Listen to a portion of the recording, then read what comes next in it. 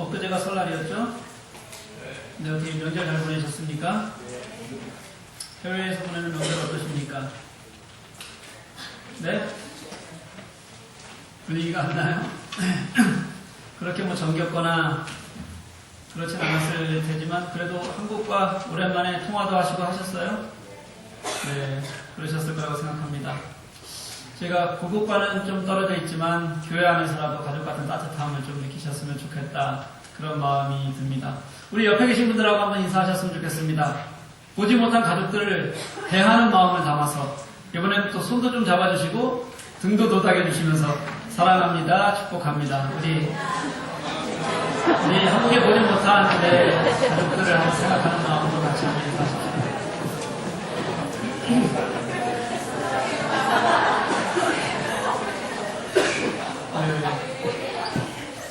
어떻게 따뜻함이 좀 느껴지세요? 네, 감사합니다. 오늘은 성령의 열매 네 번째 오래 참음입니다. 오래 참음에 대한 실패는 저에게는 아주 흔한 일입니다. 여러분도 아마 마찬가지일 것이라고 저는 그렇게 분명히 확신합니다. 오늘도 오래 참음을 고사하고 참는다는 것 자체가 아마 어려웠던 분들도 분명히 있으실 겁니다. 어떤 분은 당장 30분 전에, 지금으로부터 30분 전까지, 교회에 도착하기 전까지 차 안을 폭파시킬 것처럼 전투를 벌이면서 오신 분들도 분명히 있을 것이다. 저는 그렇게 생각합니다. 안 그런 척 하시지 마시고 한번 손 들어 보실래요? 혹시 그러신 분? 시간의 차이가 좀 있으니까 29분이라든지 31분이라든지 그래서 손을 못 드시는군요. 네. 남편들 제발 교회 올 때 좀 참으셨으면 좋겠어요. 네, 좀 참으십시오. 마태복음 5장 23절에서 24절 말씀. 그러므로 예물을 제단에 드리다가 거기서 내 형제에게 원망 들을 만한 일이 있는 일 생각나거든 예물을 제단에 두고 먼저 가서 형제와 화목하고 그 후에 와서 예물을 드리라. 아멘. 여러분 이 말씀 잘 아시죠? 네, 굉장히 중요한 거거든요. 제가 설교 도입부터 이렇게 말씀 인용하는 거 보셨습니까? 네, 굉장히 중요하기 때문에 이렇게 말씀을 좀 드리는 겁니다. 진짜 좀 남자분들, 우리 남편분들 좀 참으셨으면 좋겠어요. 그런데 좋아서 웃고 계시는 우리 여성분들, 아내분들, 제발 좀 시간 좀 지키십시오. 제가 아주 진짜 미치겠습니다. 여러분들이 말하는 늘 그까짓 5분, 그까짓 5분 좀 지키면 되잖아요, 그냥. 그까짓 5분 그렇게 안 지켜지십니까? 5분이면 가정평화와 더불어서 차 안에서 화기애애하게 세계평화를 다 논할 수 있는데 왜 교회 오는 길을 전쟁터로 만드냐는 말이죠. 그리고 나서 온전한 예배가 되겠습니까? 경험 법칙상 내가 5분 늦으면 분명히 차 안에서는 전쟁이 벌어질 것이라는 것을 100% 여러분들 알고 있잖아요. 그렇죠? 절대로 이것은 그냥 지나가지 않는다. 내 남편이 그렇게 오래 참는 사람이 아니다. 뻔히 알면서도 계속 그러는 건 그건 죄입니다. 지키십시오. 제가 진짜 이해가 안 되는 건요. 주일 부부싸움이 저 때문이라고 항의하는 우리 여성분들이에요. 목사님이 자꾸 예배 시간 지키라고 하니까 남편이 그거 지키려고 그거 안 지키면 창피하다고 어차피 한 번도 못 지키는데 왜 그 난리를 떨고 싸움하고 덤비는지 모르겠다고 그렇게 얘기를 하면서 목사님이 딱 한 번만 예배 시간에 늦어도 되니까 그냥 편하게 오시라고 그렇게 말해줘야 되는 거 아니냐고 그렇게 저한테 따지더라고요. 이게 말입니까? 막걸리입니까? 어쨌든 좀 지키세요, 우리. 5분. 그래도 오늘은 오래 참음이니까 무조건 남편들 잘못이에요, 오늘은요. 무조건 안 늦었고, 오래 참고 가시는 여러분들이 되셨으면 좋겠습니다. 이렇게 우리는요, 오래 참음하면 내가 얼마나 화를 내지 않고 잘 견디나 이것을 먼저 생각하게 됩니다. 성경 공부를 할 때나 이렇게 강의할 때 이 성령의 9가지 열매를 두고 나서 이 중에서 내가 가장 잘 못하는 것이 무엇입니까? 이렇게 물으면 대부분의 사람들이 무엇을 꼽냐면 오래 참음을 꼽습니다. 다른 것은 다 잘한다는 뜻일까요? 아닐 겁니다. 이 오래 참음을 먼저 꼽는다는 것은 어떤 의미냐면 이 오래 참음이라는 것이 일상에서 내가 잘하고 있는지 잘 못하고 있는지를 가장 계량하기가 편한 것이기 때문에 나는 그것을 잘 못하고 있어 라는 것을 쉽게 안다는 겁니다. 다시 말하면 내가 화를 잘 낸다는 것을 안다. 그러니까 오래 참음이 나에게 가장 약한 거다 이런 생각을 가지고 있다는 겁니다. 무슨 일만 생기면 하여튼 속에서 화가 작동하는 것을 우리 남편분들은 아마 아실 겁니다. 그런데 이 오래 참음이요, 그렇게 내가 지금 화를 당장 내느냐 내지 않느냐 그런 간단한 문제가 아니라는 거예요. 오래 참음에 대한 성경적인 유래는 우리들 속에서 화를 내느냐 안 내느냐에서 나온 것이 아니라 이 유래는 하나님께로부터 오신 것이기 때문에 그렇습니다. 헬라어 성경에는요, 이 오래 참음 또는 인내로 번역할 수 있는 단어가 두 개가 있습니다. 하나는요, 고난에 직면했을 때 너무 어려운데 이때도 내가 낙심치 않고 잘 견디어내고 참는다는 의미의 단어인데요, 휘포모네라는 헬라어를 사용합니다. 이 단어는요, 오늘 본문 우리가 읽었던 본문의 11절에서 욥의 인내를 말할 때 쓰던 그런 단어입니다. 또 하나가 어떤 단어가 있냐면 마크로두미아라는 단어가 있는데요, 이것은 갈라디아서 5장 22절 우리가 지금 해나가는 9가지 성령의 열매 중에 오래 참음이라는 단어에 해당하는 단어입니다. 오늘 본문에서도 7절에서 참으라 이런 말이 있고요, 8절에 길이 참고 이런 단어가 있죠, 10절에는 오래 참음이라는 단어가 나오는데 이 세 개의 단어가 전부 다 이렇게 공통적으로 마크로두미아라는 이런 단어가 사용이 되어져 있습니다. 이 단어는 오랜 시간을 견디다 그리고 기다리다 그런 의미를 가지고 있어서요, 어떤 거냐면 농부가 씨를 뿌려요.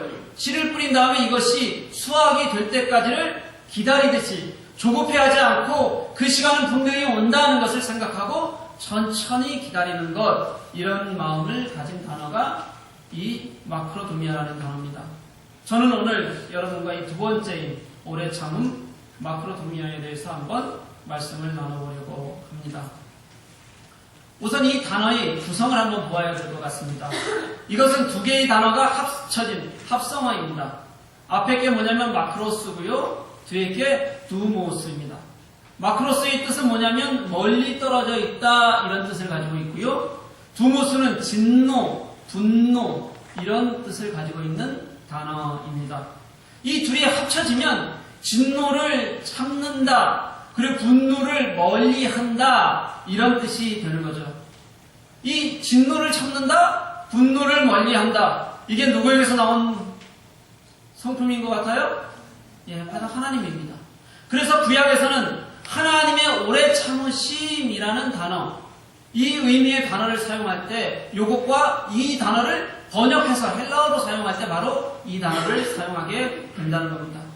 그러니까 성령의 열매인 오래 참음은 하나님께서 우리를 오래 참으셔서 당신의 진노를 멀리 하셨고 참아내셨다 하는 그런 참으심에서 시작되는 것이다 라고 생각하시면 된다는 거죠. 제가 말씀을 준비하는데 여기까지 진짜 써내려가는데 갑자기 가슴이 울컥했어요. 여러분, 성경을 읽다 보면 갑자기 가슴이 뭉클해지는 그런 경험들 여러분은 해보십니까? 예전에는 그렇게 깊게 생각하지 못한 것이 갑자기 감동으로 다가올 때 아마 그런 경험들을 여러분들 하실 거라고 생각이 듭니다. 이 하나님이 오래 참으셨다, 하나님이 내게 오래 참으시는 분이시다 라는 말이 제게는 그런 거였던 것 같아요. 하나님은 어떤 상황 속에서도 우리를 구원하시겠다는 당신의 계획을 하나님은 한 번도 참여해 보신 적이 없으신 분이세요.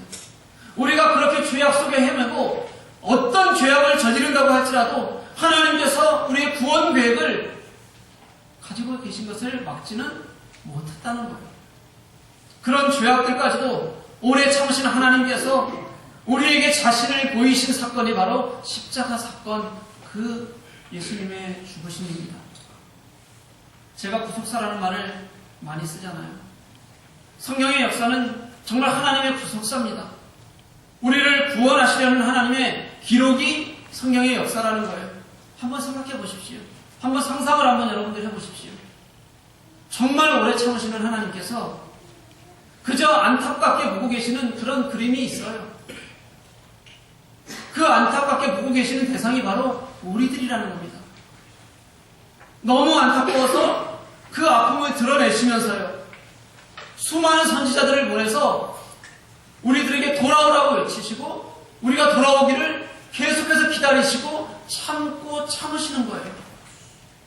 그렇게 길게 참으셨던 하나님께서 결국은 당신이 하실 수 있는 모든 것을 주시게 되는데, 당신의 모든 것을 주어서라도 우리를 구원하시겠다고 그렇게 말씀하시고 행하시는데, 그것이 이 땅에 직접 오셔서 죽으시는 사건이었다는 거예요. 이런 하나님의 오래 참으심을 우리가 정말 가슴에 박을 수 있으면요, 내 가슴에서 이것을 느낄 수 있으면 그게 어떻게 감격스럽지 않을 수가 있냐는 것입니다. 오늘 말씀을 준비하는데 그렇게 가슴이 벅차오르더라고요. 아, 하나님이 그래 이런 분이시지. 하나님이 이렇게 우리를 사랑하시고 하나님이 이렇게 참으셔서 지금 내가 있게 하는 거지. 이렇게 생각하면 정말 가슴이 먹먹해진다는 거예요. 그리고 말씀을 준비하면서 그 감동 때문에 눈물이 나고 그래요. 여러분, 제가 말씀을 어떻게 준비하는지 모르시죠? 제가 혼자 있으면서, 저는 서재에 틀어박혀서 혼자 있으면서 말씀을 준비합니다. 이렇게 혼자 제가 있으면서 말씀을 준비할 때 CCTV라는 거 달궈서 보고 있으면 아마 미친놈이라고 생각하실 겁니다. 말씀을 이렇게 자판을 찍어나가면서 계속해서 입으로 계속해서 중얼거려요. 계속 읽는 겁니다. 그러다가 또 감동이 있는 것이 있으면 크게 진짜 설교하듯이 혼자서 미친 듯이 또 크게 읽어요. 그러다가 정말로 마음에 감동이 되는 일이 있으면 자판을 놓고 가슴을 또 혼자 막 이렇게 쳐요. 진짜로요. 그러다가 또 하나님께서 감격하게 내 마음에 무엇인가 주시면 또 한동안 쳐다보고 멍하니 있고, 이런 과정을 계속해서 되풀이합니다. 하나님께서 내게 주시는 감동을요, 하나님께서 내게 말씀하시는 그 은혜를 한순간도 놓치지 않으려고 일부러 제가 그렇게 하는 거예요. 그걸 가지고 내가 말씀 앞에 서자, 그걸 가지고 내가 하나님을 만나자, 이런 것들이 제가 말씀을 준비하는 과정 속에 고스란히 녹아있게 됩니다. 그래서 저는 말씀을 준비할 때 깊이 묵상하고 하나님을 만나게 되는 겁니다. 그래서 이 말씀을 준비하는 시간이 굉장히 제게는 고통스러운 시간이기도 하지만 또 저의 영성을 위해서는 아주 중요한 시간으로 저는 그렇게 늘 자리하고 있습니다. 오늘 말씀을 준비하면서 오래 참으시는 하나님을 생각하니까 그게 제겐 정말 너무 좋았어요. 그 하나님이 저를 먼저 참아주셨고, 그 하나님이 나와 함께 해주신다는데, 그 하나님이 참아주신 것이 내 가슴 속에서 살아서 분명히 쿵쾅쿵쾅 가슴을 뛰는데 어떻게 우리가 감격하지 않을 수가 있냐는 거예요. 사랑하는 교회 여러분, 하나님의 오래 참으심이 여러분의 구원이심을 믿으시는 여러분들 되시기를 간절히 소망합니다. 또 우리 주의 오래 참으심이 너희의 구원이 된 줄로 여기라, 베드로후서 3장 15절 말씀이에요. 하나님이 오래 참지 않으셨으면 여러분의 구원도 없다는 겁니다. 하나님이 오래 참지 않으셨으면 이 자리에 여러분도 존재하지 않는다는 거예요. 시편 103편 8절에서 다윗은 이렇게 노래합니다. 여호와는 긍휼이 많으시고 은혜로우시며 노하기를 더디하시고 인자하심이 풍부하시도다. 하나님께서는 긍휼하신 마음으로 오래 참으시고 우리에게 회개하고 돌아올 시간을 주십니다. 내가 돌아온 후에도 그 하나님께서 계속 말씀하셔서 그 하나님의 참으심이 내게 어떤 의미인지, 그분의 오래 참으심을 통하여서 내가 어떻게 살게 하실 것인지를 그분은 늘 우리들에게 가르치시는 거예요. 때로는 너무 오래 참으시니까 하나님 당신 안 계신 거 아닙니까? 그렇게 우리가 착각하게 만들 정도로 하나님께서는 오래 참으시고 우리를 기다려주시는 그런 분이시라는 거예요. 그 하나님의 오래 참으심이 여러분들의 구원이 되시고 여러분들의 감격이 되시고 여러분들의 마음의 삶의 힘이 되시는 것을 고백하시는 여러분들 되시기를 간절히 소망합니다. 그래서 오래 참음이 성령의 열매인 겁니다. 하나님께서 우리들에게 참으신 것이기 때문이고 또 우리를 통해서 하나님께서 보이시기를 원하시는 하나님의 마음이시기 때문에 그래서 오래 참음이 성령의 열매입니다. 그럼 그것이 하나님의 오래 참으심이라면 이 오래 참음의 우리의 영역도 있을 거 아니에요. 우리도 무언가 해야 되지 않겠습니까? 하나님이 오래 참으신 것을 우리가 알고 깨닫는다면, 그게 성령의 열매라는 것을 우리가 안다면 우리도 우리의 오래 참음을 살아가야 한다는 거예요. 그런데 현실은 참 어렵습니다. 시간이 갈수록 예전에는 그래도 여유가 있었는데 예전의 여유조차도 점점점 더 사라지는 것을 우리는 많이 느끼게 됩니다. 사회가 발달할수록 모든 것은 자동화되어져 가고 속도는 빨라지고 그래서 우리는 참는 것에 늘 한계를 느끼고 그렇게 살아가는 것 같아요. 교통신호가 바뀌고 1초만 머물러 있어도 사람들은 참지 못하고 크락션을 빵 하고 눌러댑니다. 컴퓨터 화면을 켜놓고 3초만 기다려도 이게 넘어가지 않으면 환장을 하려고 그래요, 진짜. 여러분, 돈을 내놓고 거스름돈을 받는데 10초 정도만 걸리면 이 사람 일 안 하고 뭐 하고 있어? 그런 마음 때문에 짜증이 확 올라오는 게 이게 바로 우리들의 지금 삶의 모습이라는 거예요. 조금만 늦어도 답답해하고 참을 줄 모르고 이게 일상생활에서 참지 못하는 것이 아니라 우리들 속에서 분노가 되고 그리고 이것이 우리가 예수 그리스도로 살아가는데 거침돌이 되고 있다는 것을 우리는 삶 속에서 늘 경험하며 살아간다는 거예요. 참는다는 것이 그렇게 어렵습니다. 복음에 가는 것도 마찬가지인 것 같아요. 복음이 그렇게 쉬운 것입니까? 여러분들이 그렇게 쉽게 복음을 받으셨습니까? 지금 여러분들이 그 쉽게 복음 안에서 정말 감격하면서 살아갑니까? 그렇지 않거든요. 누군가는 이 복음을 정말로 받아들이기 위해서 수많은 노력과 어려움이 필요한 사람들도 너무 많이 있습니다. 그런데 우리는 너무 쉽게 포기해버려요. 그냥 한번 전해놓고 받아들이지 않으면 그래 간도 뭐 이렇게 그냥 쉽게 던져버리는 경우들도 우리들에게는 너무 많이 있습니다. 하나님은 오래 참고 기다리시는데 우리는 너무 조급한 거예요.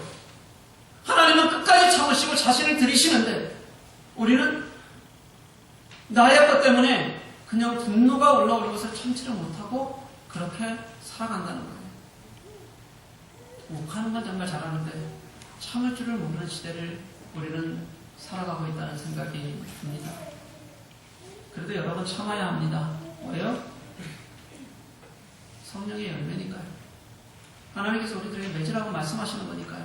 그래서 우리는 참아야지, 그래야지 우리는 진짜 그리스도인다운 삶을 살 수 있게 된다는 것입니다. 그럼 우리는 무엇을 오래 참아야 할까요? 첫 번째로는 신앙을 위한 오래 참음이 여러분들에게 필요합니다. 오늘 보면 7절, 8절을 보면요. 예수 그리스도의 오심을 소망하며 오래 참아라 하는 말씀이 기록이 되어져 있습니다. 계속 말씀을 드리지만 당시 초대교회는 박해가 너무 심하던 시절이었습니다. 너무 힘들고 너무 고통스러우니까 그 박해 때문에 죽어가는 사람들이 생기니까 예수님의 재림에 대한 소망이 너무들 커졌어요. 그래서 사도들은 예수 그리스도의 재림을 기다리는 그 소망으로 우리가 이기게 하시는 예수님을 바라보자 그런 말씀을 어떤 것에도 다 기록하고 있습니다. 그들을 다독이면서 우리가 예수로 인해서 살자 그렇게 독려하고 있는 것, 그게 신약 성서의 대부분의 글들이라고 생각해도 틀리지 않습니다. 그런데 우리에게는 박해가 없잖아요. 우리는 어려움도 사실은 없이 너무 편하게 예배를 드립니다. 그럼에도 불구하고 우리가 이렇게 편하게 예배하고 어려움 없이 예배하는 것에 대한 감사를 몰라요. 그리고 우리의 신앙의 성장에 대해서도 무관심합니다. 그래서 현재를 사는 우리는요, 이 소망을 신앙을 위한 오래 참음으로 바꾸어 이해하는 것이 좋겠다는 생각이 들어요. 여러분, 영적 성장이 하루아침에 되던가요? 그렇지 않습니다. 꾸준히 노력하고 기대하는 마음으로 나아갈 때만 우리들에게 영적 성장이 가능하다는 것입니다. 7절 하반절 말씀을 보면 이렇게 말해요. 농부가 땅에서 나는 귀한 열매를 바라고 길이 참아서 이른 비와 늦은 비를 기다리나니. 여기서 이른 비는요, 땅을 적셔서 촉촉하게 적셔져서 파종이 가능하도록 만들게 하는 그런 비입니다. 늦은 비는요, 이제 추수 전에 적당하게 마지막으로 비가 내려져서 곡식이 잘 열매 맺도록 그렇게 수분을 채우는 비가 늦은 비입니다. 이 이른 비와 늦은 비가 적절하게 내리지 않으면 뭐가 되는 거냐면 흉년이 되는 거예요. 이 가나안 땅에는 흉년이 유난히 많았습니다. 이 가나안 땅에 흉년이 많았을 때 그 흉년의 대부분의 원인은 이른 비와 늦은 비가 적당히 오지 않았기 때문에 오는 것이다. 그렇게 생각하면 됩니다. 그래서 당시 사람들은 이 이른 비와 늦은 비는 하나님의 직권적인 은혜로만 내리는 것이 것이다. 하나님께서 주셔야지만 하는 것이다. 라는 생각을 가지고 기대하면서, 기도하면서 기다렸습니다. 그냥 기다리는 것이 아니라 하나님께서 이것을 주실 것이다 라는 것을 분명히 확실하고 그렇게 준비해가면서 수확을 준비하며 기다리는 그런 비가 이른 비였고 늦은 비였습니다. 거기에 하나님께서 완성으로 더하시는 것, 그 비가 바로 이른 비, 늦은 비였다는 거예요. 영적 성장도 저는 마찬가지라고 생각합니다. 우리가 정말 하나님께서 내게 주실 것을 생각하면서 준비하면서 인내를 가지고 참으면서 우리가 그것을 하나하나 나아갈 때 우리들에게 주어지는 것이 영적 성장이라는 거예요. 여러분 서두르지 말아야 됩니다. 어떤 이들은 영적 성장을 은사를 받는 것이라고 생각하는 영성의 척도가 그게 은사에 있다고 생각하시는 분들이 있어요. 그래서 방언이라도 받게 되면 내가 다 이룬 것처럼 그렇게 행동하기도 합니다. 그런데 사실은 삶의 변화는 하나도 없는 거죠. 영적 성장은 그렇게 쉽게 이루어지는 것이 아닙니다. 내 안에 예수님께서 계시기를 갈망하는 마음을 가지고 내가 할 수 있는 신앙의 훈련들을 게을리하지 않고 그렇게 내가 할 수 있는 것들을 하나하나 꾸준히 성령과 동행함으로 얻을 수 있는 것, 그런 열매가 바로 영적 성장이라는 거예요. 그래서 신앙을 위한 오래 참음은 아무것도 하지 않고 있는 것이 아니라요, 나의 마음을 드리고 나의 결단을 드리고 그리고 하나님께서 나를 바꾸어 가시도록 하나하나 최선을 다해가면서 내가 하나님 안에서의 나를 발견해가는 그런 과정을 우리는 영적 성장이라고 그렇게 말을 하는 겁니다. 사랑하는 교회 여러분, 그러니 여러분들께서도요, 소망을 가지고 내가 하나님 앞에서 어떻게 성장해 나갈 것인가, 내가 정말 예수 그리스도를 믿는 사람답게 어떻게 이 땅을 예수 그리스도의 이름으로 살아갈 것인가 생각하시며 고민하시며 결단하시면서 나아가시는 여러분들 되시기를 간절히 소원합니다. 안 된다고 포기하지 마십시오. 사실은 여러분들 해보지도 않았던 경우가 더 많습니다. 우리가 구원은 하나님의 은혜로 선물로 받은 것이지만 그 이후의 성장은 노력하지 않으면 얻을 수 없는 거예요. 내게 주신 그 은혜가, 내게 주신 그 구원의 은혜가 내게 정말로 귀한 것이라고 여러분들 생각하십니까? 그것이 여러분들에게 나를 구원에 이르게 하시는 하나님에 대한 감동으로 여러분들 마음에 살아있습니까? 그러면 여러분들은 그 감동을 내가 이제는 성장하는 삶으로, 장성한 예수 그리스도의 분량이 나가는 삶으로 살기 위해서 노력하는 삶이 여러분들에게 분명히 있으셔야 합니다. 이걸 위해서 오래 참고 기다리며 나아가는 것, 이것이 우리의 몫이라는 거예요. 그렇게 내딛고 걸으며 오래 참음으로 한 발씩 나아가시는 여러분들이 되시기를 간절히 소망합니다. 그리고 오래 참음의 또 다른 영역은 저는 삶이라고 생각해요. 9절 말씀을 보면 형제들아 서로 원망하지 말라 이렇게 말합니다. 이 문제를 사도 바울은요, 데살로니가전서 5장 14절에서 모든 사람에게 오래 참으라 이런 말로 다르게 표현합니다. 저는 이 말이 동일한 말이라고 생각해요. 우리가 함께 삶을 나누는 교우들, 형제들에게 오래 참는 것이나 아니면 또 다른 나와 관계 있는 다른 믿지 않는 나들에게 오래 참는 것은요, 우리 그리스도인들에게 분명한 과제이고 우리의 삶의 모습이어야 한다는 겁니다. 이 본문 속에 원망하다라는 단어는 이게 원래는 신음하다, 탄식하다 이런 것에서 온 단어입니다. 그러니까 원망하지 말라는 것은요, 그냥 입을 다물고 참으라는 말이 아니라 내 속에서 나오는 신음조차도, 내 속에서 나오는 탄식조차도 없어져야 한다 이런 뜻입니다. 내 마음이 기꺼이 참아주는 거예요. 그냥 여기까지 굽쑥 올라왔는데 그냥 누르는 것이 아니라요, 내 마음이 그를 용납하고 내 마음이 그를 받아주고 내가 그를 감쌀 수 있고 그렇게 우리가 서로 품어주어라 이런 말이 바로 원망하지 말라는 말씀에 들어있는 의미입니다. 내 마음에 기꺼이 품어주면서 그렇게 우리가 얻을 수 있는 유익을, 그리스도 안에서의 삶의 유익을 얻으라는 거예요. 사랑하는 여러분, 오래 참아보십시오. 분명히 유익이 생깁니다. 오래 참으면 분명히 회복의 길이 열려요. 오래 참으면 사람을 변화시키는 능력이 여러분들에게서 드러나게 됩니다. 그것이 하나님의 방법이었어요. 하나님은 그렇게 하심으로써 우리를 바꾸어내셨고 지금 이 자리에 우리가 있게 만드시는 것이 하나님의 계획이시고 방법이셨다는 거예요. 그런 오래 참음이 여러분들의 삶을 지배하기를 간절히 소원합니다. 사랑하는 여러분, 오래 참음이 어렵다는 것은요, 아마 당장 내 눈앞에서 벌어지는 일이기 때문에 그럴 거예요. 그리고 매일 내 속에서 되풀이되는 소욕이기 때문에 아마 그럴 것이라고 생각합니다. 다시 말하면 우리는 매일 분노하고 살기 때문에 그렇습니다. 하지만 이것을 다시 한번 바꿔볼까요? 내가 매일 속에서 분노하기 때문에 오래 참음이 어렵다고 생각한다면, 정말로 오래 참을 수만 있다면 당장 우리 삶에서 회복할 수 있는 것들이 너무도 많다, 이런 의미가 되기도 합니다. 내가 당장 오래 참으면 우리의 삶의 가장 큰 변화들이 그 속에서 분명히 드러나게 되고, 그 열매로 인하여서 우리의 삶의 많은 부분들이 분명히 다시 제자리를 찾아갔을 있을 것으로 우리가 생각해도 된다는 거예요.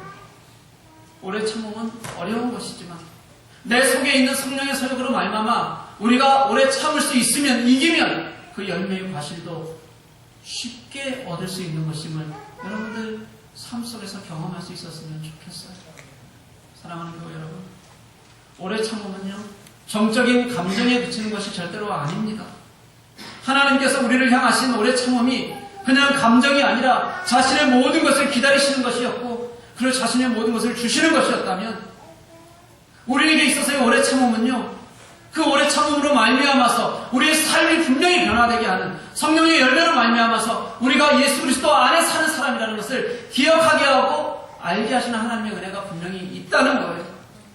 그래서 그 오래 참음으로 말미암아서 작게는 가정의 회복으로 시작해서 교우 간의 회복이 일어나고, 그리고 이웃 간의 회복이 분명히 이루어질 수 있다는 것입니다. 이게 얼마나 큰 은혜입니까?